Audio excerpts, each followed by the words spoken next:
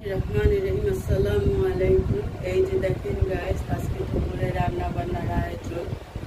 তো দেখেন লাউ কেটে নিয়েছি, লাউ দিয়ে এই শোল মাছ দিয়ে রান্না করব। তারপর মুরগির মাংস আলু দিয়ে ঝোল রান্না করব। বাসমতি চাল দেখেন ভিজিয়ে রেখেছি, বাসমতি চালের ভাত রান্না করব। আর এখানে পেঁয়াজ, কাঁচামরিচ, টমেটো এগুলো কেটে নিয়েছি, ধনিয়া পাতা কেটে নিয়েছি। এই যে এখানে ডিম ভাজবো, এর জন্য দুটা ডিম ভাজবো, জন্য পেঁয়াজ, কাঁচামরিচ, ধনিয়া পাতা একসাথে কেটে নিয়েছি। এই তো সব কিছু আজকে রান্না বান্না করবো। দেখবেন দুপুরের রান্না আজকের খাবারের মেনুতে এগুলোই থাকছে। শর্টকাট রান্না করতেছি।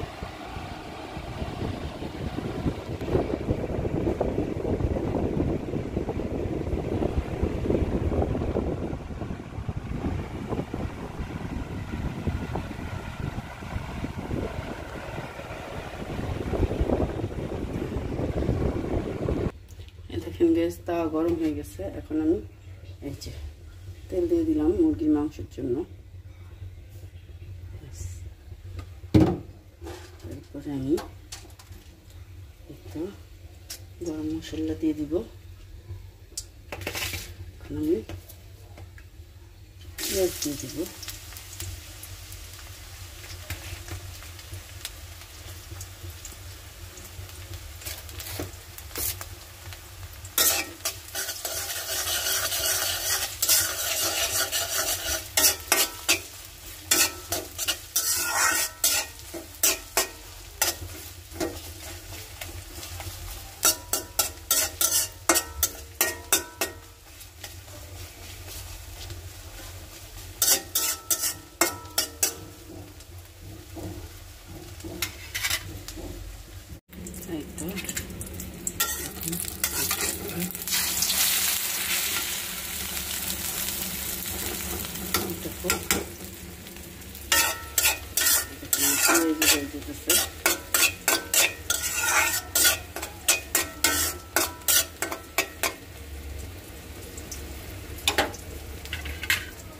তো মাছ ভাজতে দিয়ে দিচ্ছি, মাছ ভাজা হচ্ছে।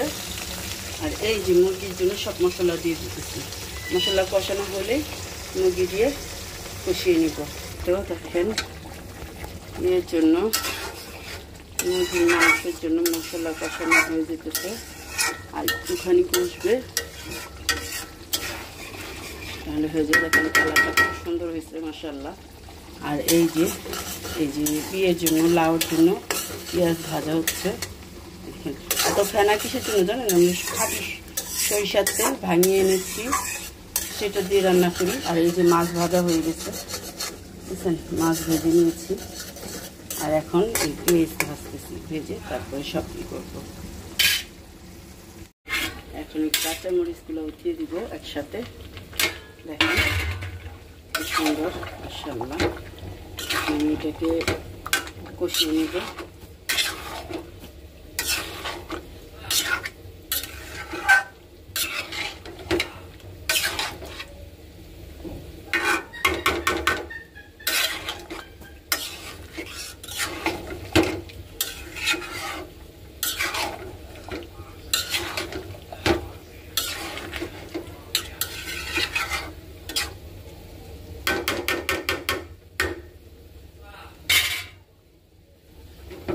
আর এই যে লাউয়ের জন্য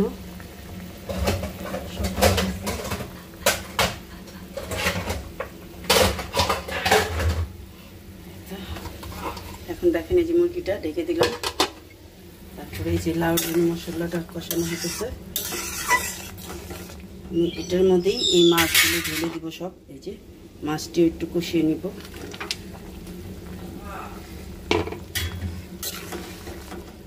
একটু কষতে থাকে এটা ভিতরে। তারপরে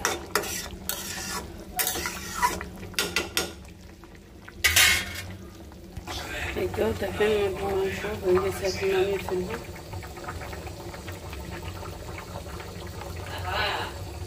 এই যে লাউ দিয়ে শোল মাছ শেষ রান্না, এখন পুরোটাই নামিয়ে নেব।